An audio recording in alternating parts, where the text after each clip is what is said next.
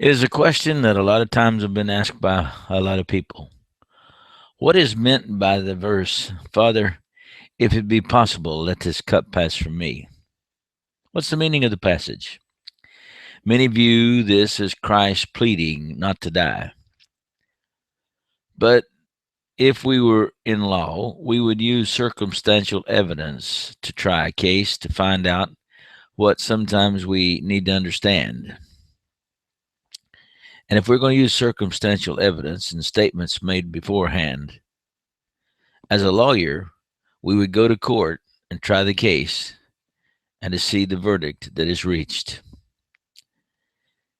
If you look to the words that are mentioned, you need to interpret them by trying to say what they mean instead of what we sometimes think they mean. Father, if it be possible, did that mean that Christ showed ignorance, whether possible or not possible? Are the words one of an ignorant man? For the addition of the word if is indicative of doubt. Can we learn the aim of the speaker, the cause, and the occasion, and therefore understand what's being said? Were these words spoken by unspeakable wisdom? You know, it's true, and everybody has to admit this unspeakable wisdom came from the Son of God, who knew the Father as the Father knew the Son. How could he then be ignorant of the plan of the Father? Jesus would say, for as the Father knoweth me, even I know the Father. Did the prophets appear not to have been ignorant? And if they weren't ignorant, how could the Son have been ignorant? But to have known clearly and to have declared beforehand with much assurance that Christ's death must come to pass, we have many prophecies concerning his death.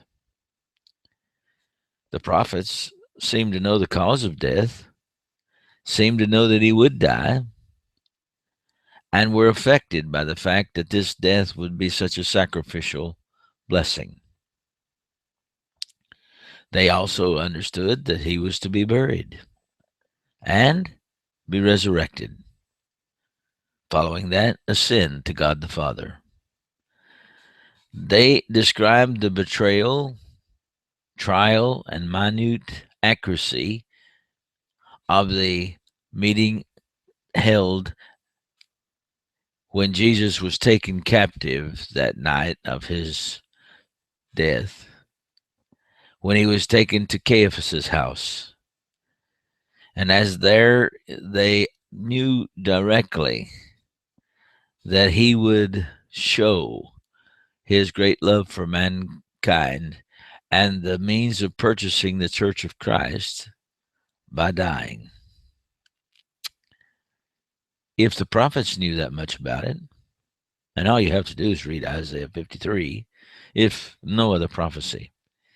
If the Old Testament soothsayers of ancient years gone by predicted, prophesied, told of the death of Jesus Christ, would Christ have then been ignorant? Would he have not maligned their name, their reputation, their integrity to have gotten to Calvary and not want to go through with what they'd prophesied? What about, Father, if it be possible, let this cup pass from me? You mean Jesus would have been ignorant of the outcome? When Peter asked him in Matthew 16 and 22 not to kid everybody that he wasn't going to die, Jesus turned around and severely chastised Peter, saying, Get thee behind me, Satan, for thou art an offense unto me. When just immediately before this, he had called Peter blessed, for he had cited that Jesus would build the church. You mean Jesus then didn't know the outcome of Calvary? Did he not call earlier a man a hireling who refused to give his life for the sheep? In John the 10th chapter, he makes those statements very plainly.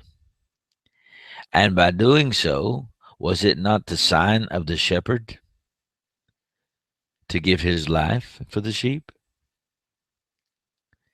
Jesus said, "For this cause does the Father love me, because I lay down my life that I might take it again."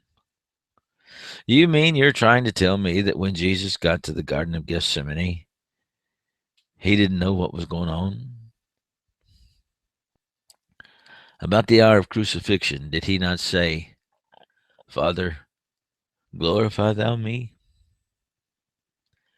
You know, if it weren't for anything else, the blessings of the cross would demand that the love of God would be expressed by Jesus dying at Calvary.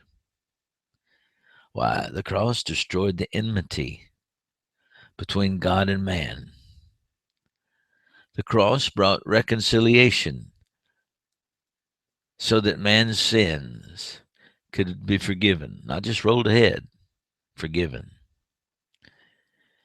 The cross made the earth a place where we can prepare for heaven, for it showed us that our eventuality, by obedience to Christ and his commands, would lead us to that eternal place, the place where God awaits for those who are saved. The cross pulled down the gates of hell and destroyed the power of Satan. Jesus said, "The gates of hell will not prevail against the church. There will be nothing that will cause me now not to go retrieve those that are mine that are held in Hades and take them to paradise, the third heaven.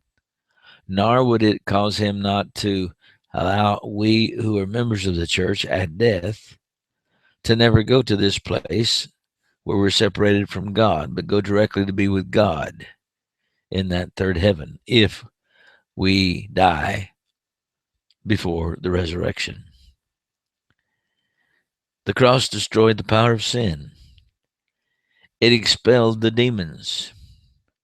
It destroyed the temples and overturned altars and they suppressed the sacrificial offerings and founded the church. Oh, you mean to tell me the blessings of the cross were not so substantial that a God who had any wisdom and understood the law of the Father would not have died?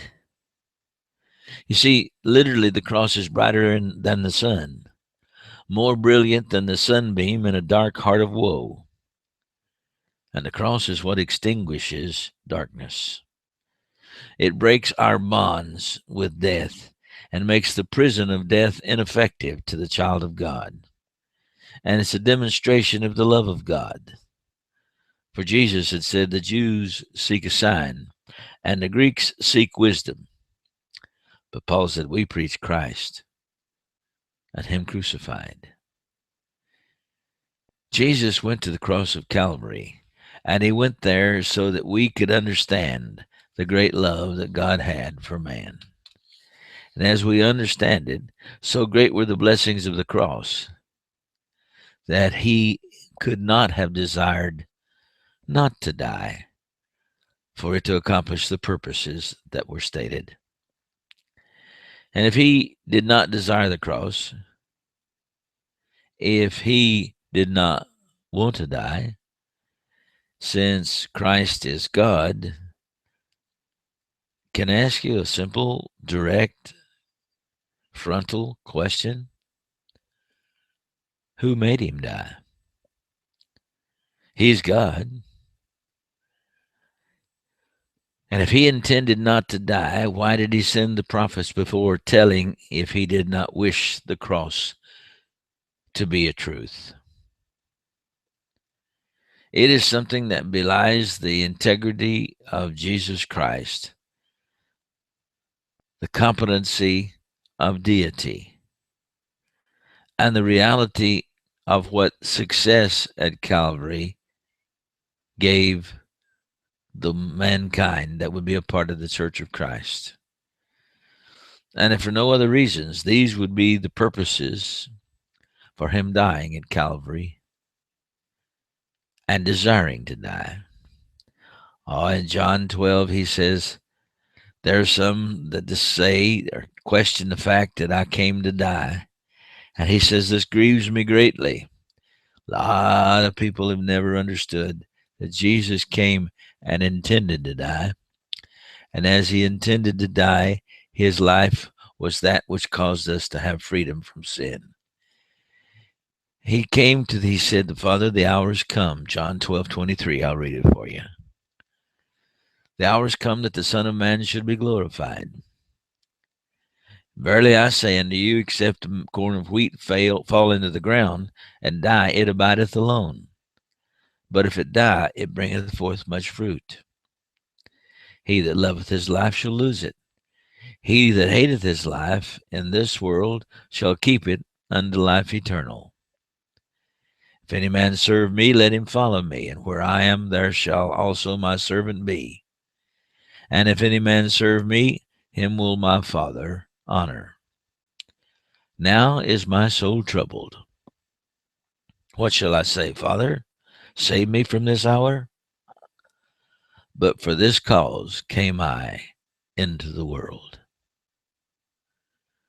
Any type of legal defense would cast its information before any peers or any competent group of people, and they would have to acclaim that Jesus did not fear Calvary.